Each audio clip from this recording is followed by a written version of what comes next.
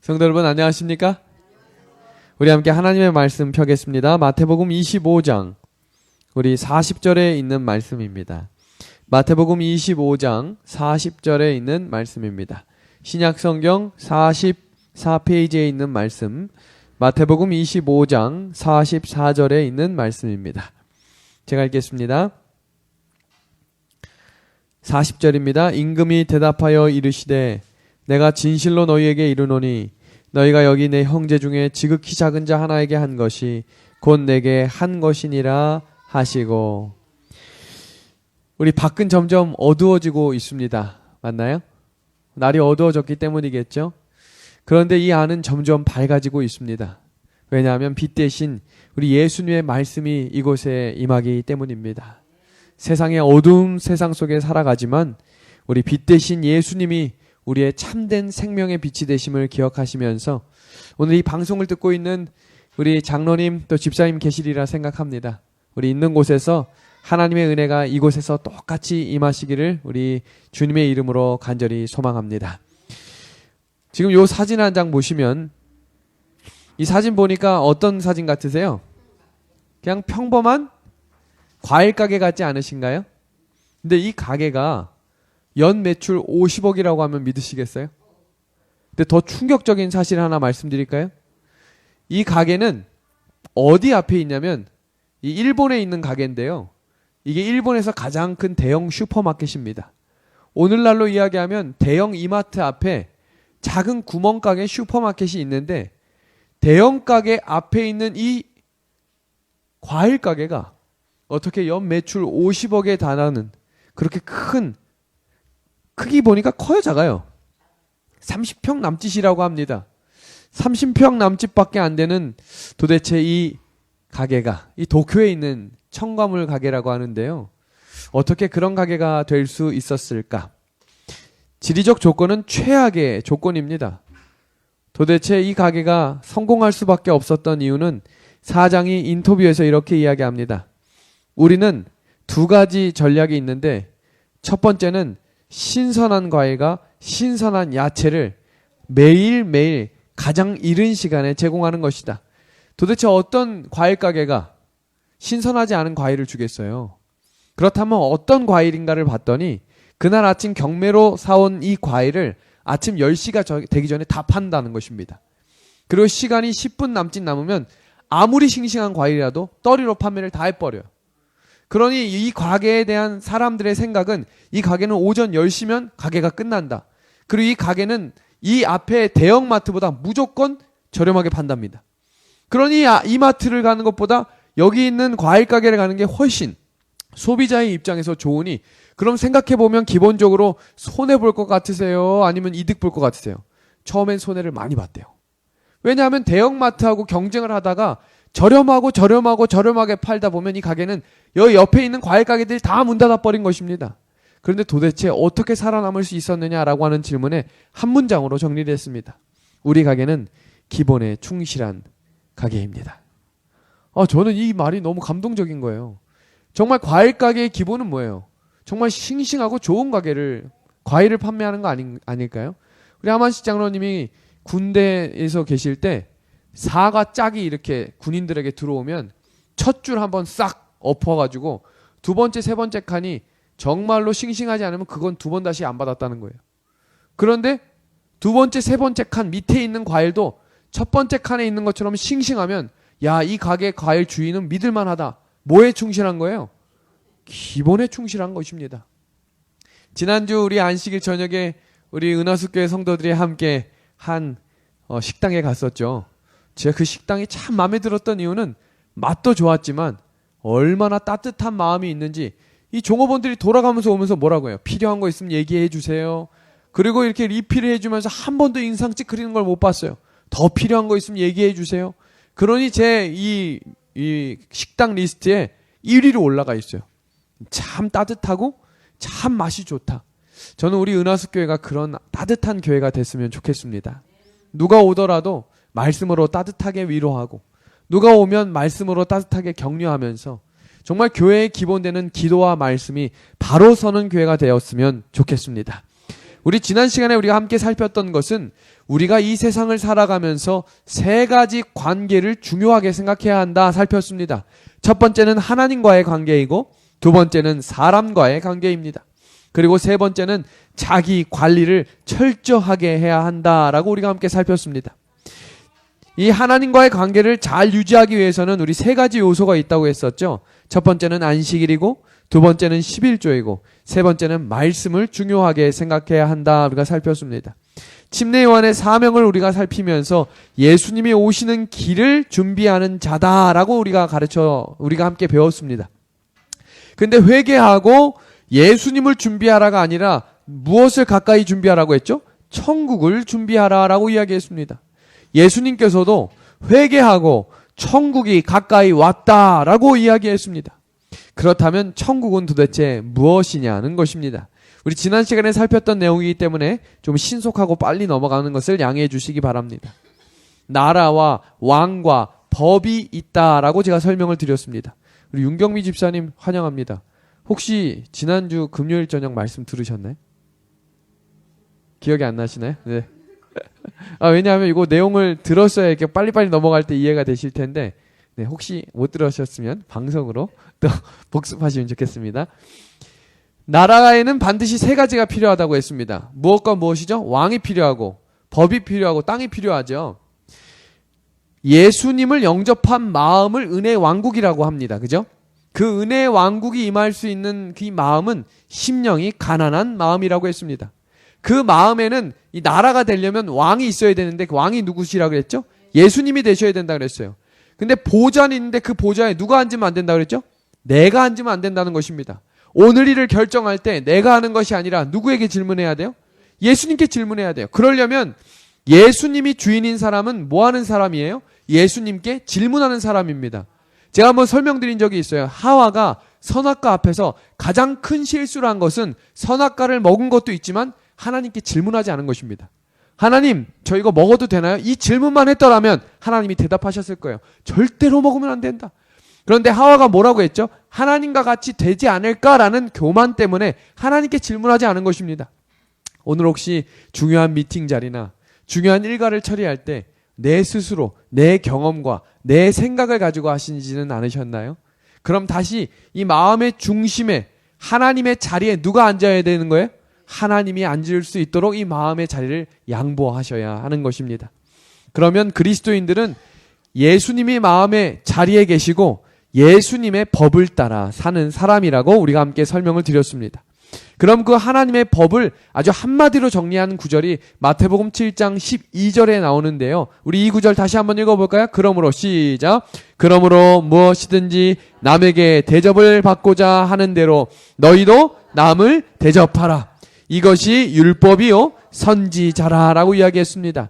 이 내용을 조금 더 자세하게 풀어서 설명하면 사람과의 관계를 유지하는 원리도 무엇과 무엇이라고요? 희생과 겸손이라고 이야기했습니다. 이 원리를 이해하시려면 아주 간단합니다. 성령께서 양심에 요구하는 대로 따라 사는 것입니다. 얼마 전 길을 걷다가 우연히 5만원권 수십 장이 들어있는 가방을 주운 학생들이 있었습니다. 그 가방에는 무려 260만 원이 들어있었습니다. 5만 원짜리로. 문은경 집사님, 지나가는데 가방에 260만 원짜리, 주변에 아무도 없어요. 이 가방 어떻게 하면 좋을까요? 야, 경찰서에 바로 갖다 주신대요. 집사님 부자여서 그런 거예요? 이 세 아이가 고민하지 않고 중학교 1학년 아이 3명이 그걸 경찰서에 가져다 주었습니다. 그래서 경찰서의 아저씨들이 이렇게 질문을 했어요. 너 어떻게 이 돈이 이렇게 많은데 5만 원도 뺄 생각을 하지 않고 그대로 가져올 수 있었니? 뭐라고 이야기한 줄 아세요? 어릴 때부터 부모님께 그렇게 배웠다는 것입니다. 부모로부터 받은 교육, 아이들이 볼 때 부모가 양심껏 자기의 마음대로 사는 것이 아니라 정해진 법칙과 하나님이 주신 양심을 가지고 살아가는 것이 이렇게 소중하고 귀하다는 사실입니다. 나중에 알게 된 사실이 이 260만 원이 누구 돈이었냐면 한 어르신의 겨울을 따뜻하게 보낼 수 있었던 유일한 전 재산이었다는 사실을 알게 되었습니다. 이 금액은 이 재개발이 되었던 이 쪽방에 살았던 이 할아버지에게 겨울 동안 살 수 있는 전 재산이었고 생명과도 같은 금액이었다는 사실입니다.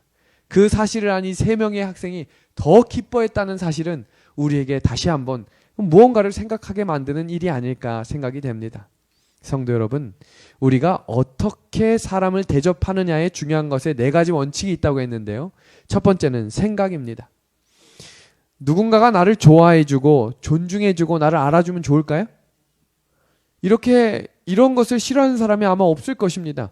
그렇게 남을 생각해 주라는 것입니다. 남이 나를 어떻게 생각해 주면 좋을지에 대해서 생각하고 그 사람을 그렇게 생각해 줄 수 있도록 하나님께 기도하라는 것입니다. 사랑할 수 있는 사람을 사랑하는 것은 쉽지만 사랑할 수 없는 사람을 사랑하는 것이 진짜 사랑이라고 성경은 이야기합니다. 마찬가지로 원래 존경받을 만한 사람, 원래 존경해야 되는 사람을 그렇게 생각하는 것은 쉽습니다. 그러나 존경받기 어렵고 사랑받기 어려운 사람을 그렇게 생각해 주라는 것입니다. 이 책에는 어떻게 나오냐면요. 우리가 생각하는 대로 우리의 뇌세포가 건강해질 수 있다는 것입니다. 남을 미워하면 누가 제일 손해인 줄 아세요? 내 건강이 나빠진다고 이 책은 이야기합니다. 성경 잠언 17장 22절에도 마음의 즐거움은 양약이라도 심령의 근심은 뭐도 마르게 한다고요? 뼈도 마르게 합니다. 저도 근심 걱정이 많으면 잠이 안 올 때가 있어요. 저처럼 잠을 잘 자는 사람이 없거든요. 전 눈만 감았다 하면 바로 잠을 잡니다. 그런데 근심이 생기면 이 생각 저 생각 어디까지 가냐면 저기 하늘까지 갔다 와요. 이렇게 되면 어떡하나 저렇게 되는 것은 아닐까? 마음의 생각을 하나님께서 지켜주실 수 있도록 우리 함께 기도하시지 않으시겠습니까? 우리 지난 시간에 배웠던 내용 우리 마지막입니다. 여기까지 하고 좀 천천히 나가겠습니다. 두 번째는 말이라고 하는 것입니다. 이 말이라고 하는 것이 사람을 살리기도 하고 사람을 죽이기도 합니다. 이 조그만한 혀가 얼마나 파워 있는지 아시지요? 말도 다른 사람이 나에게 어떻게 해주면 좋겠냐는 것입니다. 우리 혹시 집사님 장로님들 중에 오늘 하루를 살면서 기분 좋은 말 들으신 분 계신가요? 이 말 들었는데 참 기분이 좋았다. 네, 우리 손 들으셨는데 우리 박용숙 집사님 무슨 얘기를 들으니까 기분이 좋으셨어요? 네. 친절하게 해주셔서 고맙습니다니까 마음이 따뜻했어요. 우리 문은경 집사님 어떤 이야기를 네. 네. 네.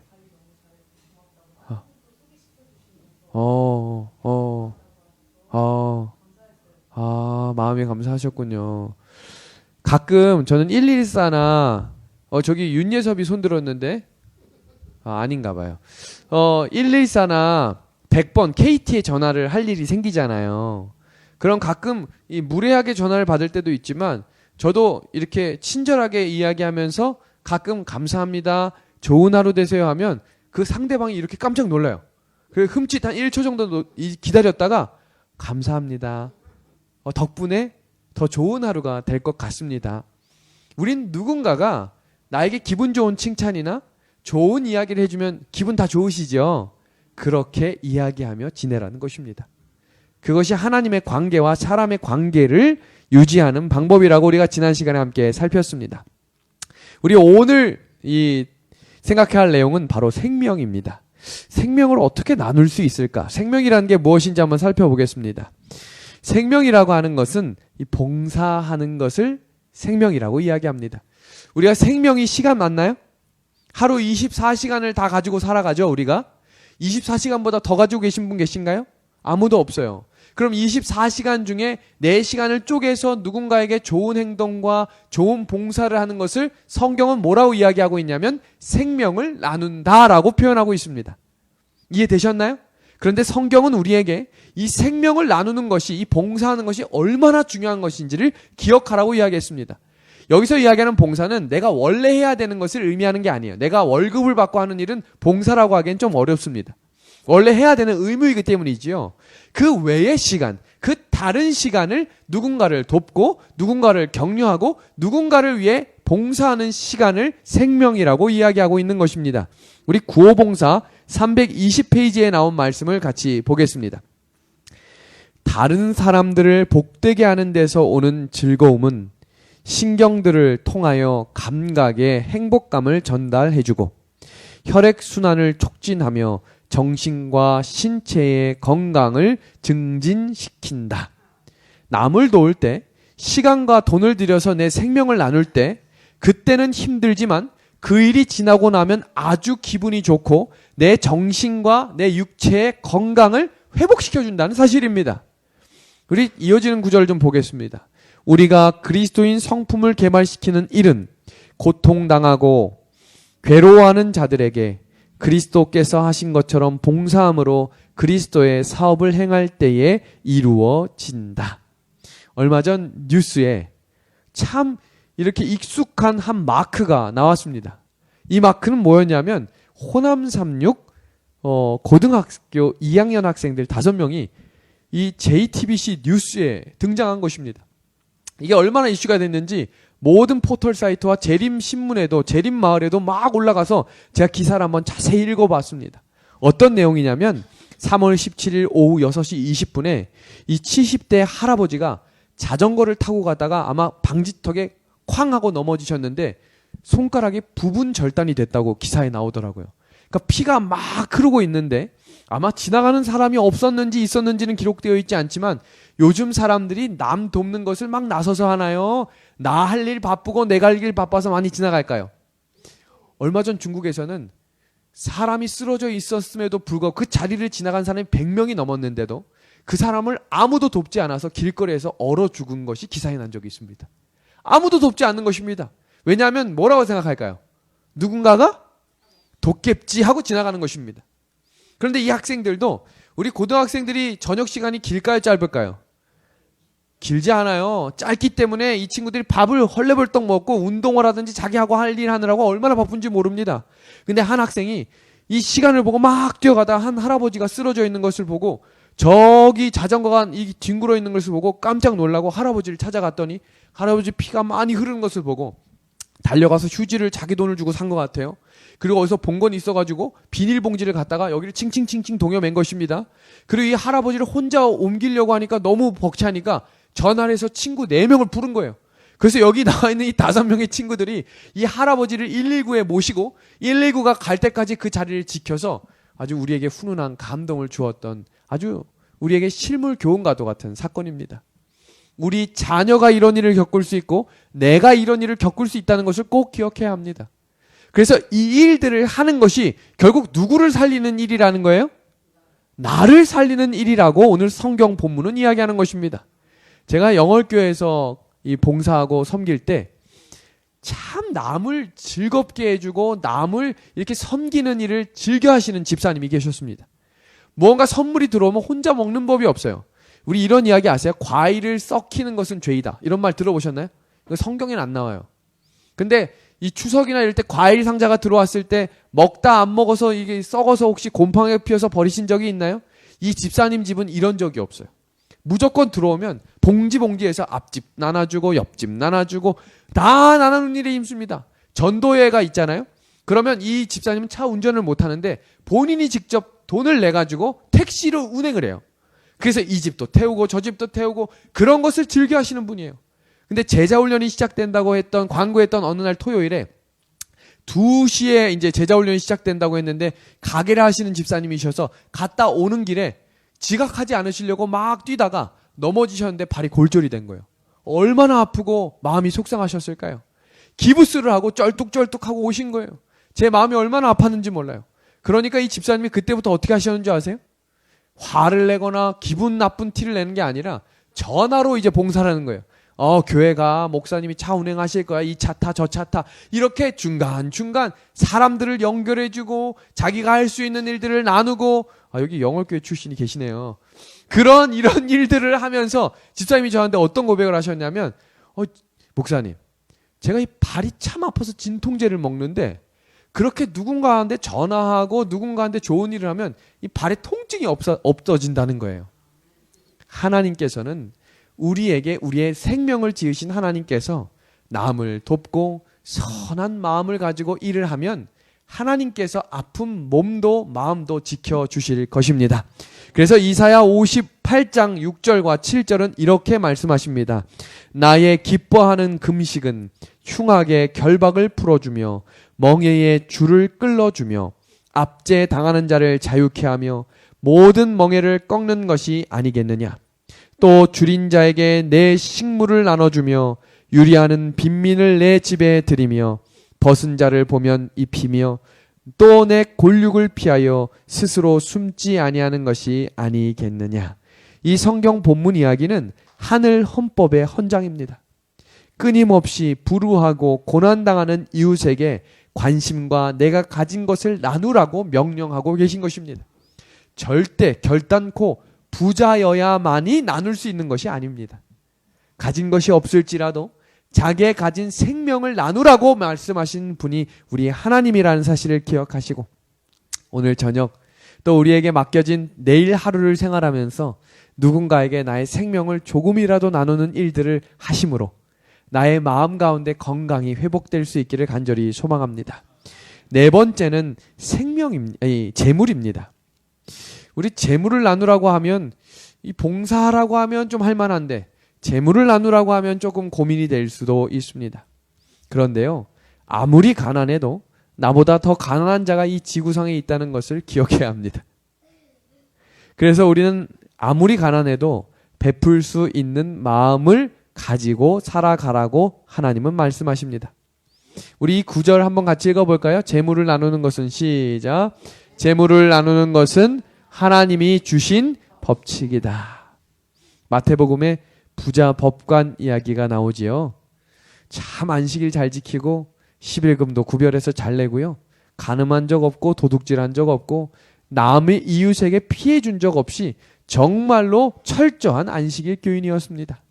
그런데 하나님이 어느 날 찾아오셔서 이 안식일 교인이 무릎을 꿇고 이야기합니다.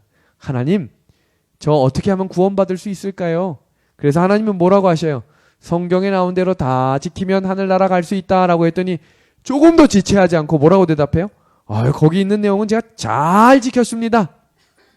그때 예수님이 뭐라고 말씀하셔요? 너가 가지고 있는 거 다 팔아서 가난한 사람들 나눠주고 나와 함께 하나님 사역하자라고 했더니 뭐라고 이야기해요? 근심하며 떠나갔습니다. 왜 그랬을까요? 이 사람은 부자였고 돈을 사랑했기 때문입니다. 부자가 하늘나라 못 간다라는 것이 아니에요. 왜냐하면 가난하면 하늘나라 갈 수 있나요? 그렇지 않거든요. 부자여서 하늘나라 못 가는 것이 아니고요. 돈을 하나님보다 더 사랑했기 때문에 못 갔다는 것을 기억해야 합니다. 우리의 삶 속에서 하나님보다 더 사랑하는 것이 무엇인지 우리에게 경계하라고 가르쳐 주신 것입니다. 여기 한 할아버지가 있는데요. 이 할아버지 혹시 아세요? 누군지? 꽤 유명한 할아버지인데 이 할아버지가 누구냐면 2010년부터 2015년까지 우루과이 대통령이었던 무히카라고 하는 전 대통령입니다. 이렇게 하니까 좀 달라 보이시나요? 이 대통령이 전 세계에서 가장 가난한 대통령입니다. 그런데요, 이 대통령은 지금도 어디를 가도 모든 사람에게 환영을 받고 사랑을 받는 사람입니다. 도대체 무엇이 이 사람을, 대통령이 끝났음에도 불구하고 우리나라 대통령은 끝나면 다 감옥 가잖아요. 문제가 있고. 근데 이 나라의 대통령인 이 대통령은 무엇을 어떻게 했길래 지금도 어딜 가나 많은 사람들에게 격려를 받고 사랑을 받고 악수 한번 해달라고 이야기하는 사람이 되었을까요? 이 사람은 대통령이 되어서도 대통령이 끝나고도 언제나 기부를 생활처럼 하는 사람이었고 지금도 중고차 한 대와 쓰러져 가는 것 같은 이 집만을 가지고 살아갑니다. 대통령을 지냈는데도 불구하고 말이죠. 그러면서 이 대통령이 연설을 하거나 어디 가서 강의를 할 수 있을 때마다 반드시 하는 한 문장이 있어서 제가 소개하려고 합니다. 사람은 풍요로움을 추구하다 절망하는 삶을 살게 된다. 그래서 사람은 매일 아침 기쁨이 샘솟는 나누는 삶과 검소한 삶을 회복해야 한다. 우리가 혹시 오늘도 부자 되려고 열심히 생활하시진 않았나요? 그 부자가 결단코 우리에게 행복을 가져다 주는 것만은 아니라는 사실입니다. 우리의 삶 속에 참된 행복은 하나님이 주신 생명을 나누고 재물을 크든 작든 우리에게 주신 작은 달란트를 나눌 때 하나님이 참된 행복을 주시겠다 약속하셨습니다. 누군가에게 사랑을 나누어 주시지 않겠습니까? 구호봉사에서는 우리에게 이렇게 가르쳐 줍니다. 가수원과 토지의 수확이든 가축이든 손이나 머리의 일로부터 오는 수입이든 간에 모든 수입의 10분의 1을 하나님께 바치고 또한 제2의 10분의 1을 빈민구제와 그 밖의 자선적인 용도에 쓰도록 하므로 사람들은 만물이 하나님의 소유라는 진리와 사람은 하나님의 축복을 다른 이에게 나누어 중개하여 주는 기회를 각각 가지고 있다는 사실을 언제나 마음에 새롭게 느끼도록 하였다. 이것은 편협한 이기심을 죽이고 넓고 고결한 성품을 기르기 위한 한 가지 훈련이었다. 이 내용은 무슨 말이냐면요. 처음 보시는 분들도 계실 텐데 제2의 11금을 드리라는 것입니다. 아이고 목사님, 저 지금 10분의 1을 드리는 11금도 마음에 갈등하면서 드리는데 또 10분의 1을 드리라뇨. 오늘 예언의 말씀에서는 우리에게 10분의 1을 드린다는 게 하나님의 10분의 1을 드리는 건가요? 아니면 내가 가진 전부가 하나님의 것임을 이야기하는 것인가요? 내가 가진 모든 것이 하나님의 것임을 인정하시나요? 그것을 인정하는 것이 11금 제도입니다. 그러면 예언의 말씀에서는 영감의 글에서는 우리에게 뭐라고 가르쳐 주냐면 또 다른 10분의 1을 가지고 다른 이들에게 밥을 사주고 다른 이들에게 어려운 것을 도와주고 다른 이들에게 내 생명을 조금씩 나누어 줄 때 뭐라고 이야기하셨냐면 이기심을 죽이고 넓고 고결한 성품을 기르기 위한 한 가지 훈련이다라고 가르쳐주고 있다는 사실입니다. 이어지는 구절입니다. 증언보감 1권 546페이지에 나온 말씀인데요. 양심적인 소수의 사람들은 종교적 사업의 이익과 가난한 자들을 위하여 그들의 모든 수입의 약 3분의 1을 하나님께 돌려드렸다.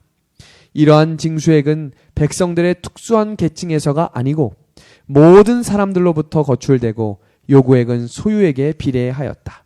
이러한 징수는 하나님께서 당신의 사업을 유지하시기 위함일 뿐만 아니라 백성들 자신의 유익을 위하여 이루어졌다. 성도 여러분, 이 마크 혹시 보신 적 있나요? 이 마크 처음 보시나요? 이 마크 우리 교회 건물 1층에도 이 마크 있는데 크로커다일이라고 하는 마크입니다. 혹시 전 세계 크로커다일 회장이 재림교인이신 거 혹시 아시나요? 회장이 재림교인이세요. 이 회장은 지금 캐나다에 살고 있고 그 형님은 싱가포르에 살고 있고 그분의 아들이 지금 싱가포르에 살고 있는데 그 아들이 지금 남태평양 평실업 회장입니다. 그렇게 사업이 번영하게 된 이유에 대해서 얼마 전 간증을 할 때 뭐라고 이야기하셨냐면 자기 아버지도 작은 아버지도 그렇고 아주 가난할 때부터 그렇게 베푸는 삶을 살았대요. 그래서 지금 이 아들이 회사를 물려받은 지금에도 얼마나 베풀면서 사냐면 전 세계의 대학의 건물을 하나씩 다 지어준다는 거예요. 그냥 이유이시 지어주는 게 아니라 이유 없이 지어줍니다. 왜요? 거기서 공부하는 학생들이 더 나누는 삶을 살고 더 하나님을 알아가는 교육을 받는 현장에 기부하는 것입니다. 이 결코 쉬운 일이 아니에요. 돈 많은 사람이 더 돈 쓰는 것을 힘들어합니다. 왜냐하면 그 돈이 얼마나 소중하고 귀한지 알기 때문입니다. 그러나 이 회사가 그렇게 기부 활동을 하고 나누는 데를 힘쓸 때마다 회사가 점점 더 번창하더라는 거예요. 우리의 삶 속에 그가 고백하면서 가장 좋아하는 성경 구절이 잠언 11장 24절이라고 고백합니다. 같이 한번 읽어볼까요? 흩어 시작. 흩어 구제하여도 더욱 부하게 되는 일이 있나니 과도히 아껴도 가난하게 될 뿐이니라. 성도 여러분, 하나님이 알려주신 이 원리를 어떻게 나누고 어떻게 내 마음 가운데 행복을 회복할 수 있을지를 꼭 기억하시면 좋겠습니다. 성도 여러분, 누군가한테 밥 사주신 적 있으시죠? 그런데 그 밥 사주는 게 무언가를 원해서 사주는 밥이 아니라 정말 희생하고 나누기 위해서 하시면 그 마음이 더 행복하실 것을 믿습니다. 이제 말씀을 마무리하면서 오늘 마태복음 24장 25장에 나온 말씀을 가지고 같이 정리해 보도록 하겠습니다. 마태복음 24장은 재림의 징조와 임박성에 대한 이야기입니다. 얼마 전에 스리랑카에서 큰 연쇄 이 테러가 일어나서 260명 죽은 거 기사로 보셨나요? 하나님이 지금 얼마 전에 우리 김경규 집사님이 저기 강릉에 출장 가셨다가 지진 났다고 했잖아요. 그 기사 보고 제가 또 어느 날 뉴스를 보니까 지금 4군데에서 연속 지진이 일어나서 큰 지진이 올 예언이다, 이렇게 제가 한 기사를 읽었거든요. 대한민국은 원래 지진으로부터 안전한 지대였는데 점점 재림의 징조와 임박성을 하나님이 알려주고 계셔요. 나중에 하나님은 왜 저한테 안 알려주셨어, 이렇게 이야기하실 수 없게 매일매일 매주 하나님의 발걸음이 점점 더 가까워옴을 우리에게 가르쳐주고 있습니다. 그리고 마태복음 25장에는 아시는 것처럼 열처녀의 비유와 달란트의 비유와 양과 염소의 비유입니다. 이 세 가지의 비유는 모두 다 기다리고 있다라고 하는 비유인 거 혹시 아시나요? 열처녀는 어떻게 분류를 하냐면 지혜로운 처녀 5과 어리석은 처녀 5으로 비유를 하고요. 달란트의 비유는 충성스러운 종 2명과 불충성스러운 종 1를 이야기합니다. 그리고 양과 염소의 비유는 양과 염소로 나뉘어지지요. 그런데 중요한 것은 이 세 가지 비유는 예수님의 재림과 무관하게 살던 사람의 이야기가 아니라 다 재림을 기다리며 살았던 사람들의 이야기라는 사실입니다. 그러면 이 이야기는 곧 이 말씀을 듣고 있는 우리의 이야기라는 것입니다. 그럼 어떻게 이렇게 나누어지냐는 것입니다. 열처녀가 무엇 때문에 나누어졌죠? 기름 때문입니다. 기름은 성경에서 이야기하는 성령입니다. 재림을 기다리는 사람은 성령에 이끌리는 사람이 되어야 합니다. 자기의 욕심과 자기 과시로 살면 안 되고 성령에 이끌리는 사람이 되어야 한다는 것입니다.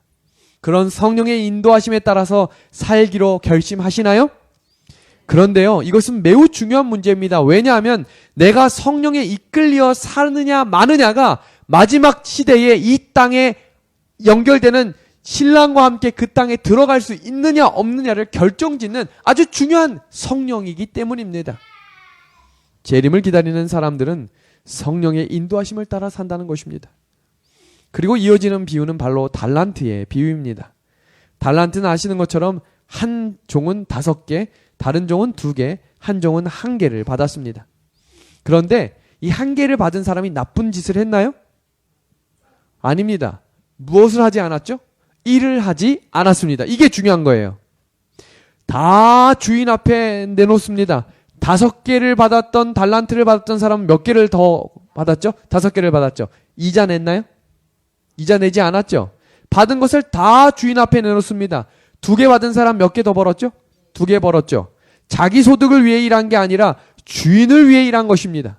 이 말은 하나님이 맡겨주신 것으로 불을 뿔리라고 가르쳐 주신 게 아니라 하나님이 말씀하신 방법대로 성령의 이끌림을 받는 대로 살으라는 것입니다. 성령의 인도하심을 받는 사람의 특징은 자기를 위해 살지 않고 예수 그리스도를 위해서 사는 사람들입니다. 성령의 인도하심을 받으면 주인을 위해 충성하는 삶을 살게 되는 것입니다. 그렇다면 주인을 위해 산다는 것이 무엇인가? 이것이 마지막 결론입니다. 양과 염소의 비유에서는 양의 대표적인 이 특징을 보면 불우한 이웃을 위해 나누고 살았다라고 이야기합니다. 양과 염소는 비슷하기 때문에 비유로 등장한 것입니다. 만약에 양과 용이었다면 이렇게 비유로 이야기하지 않아도 됩니다.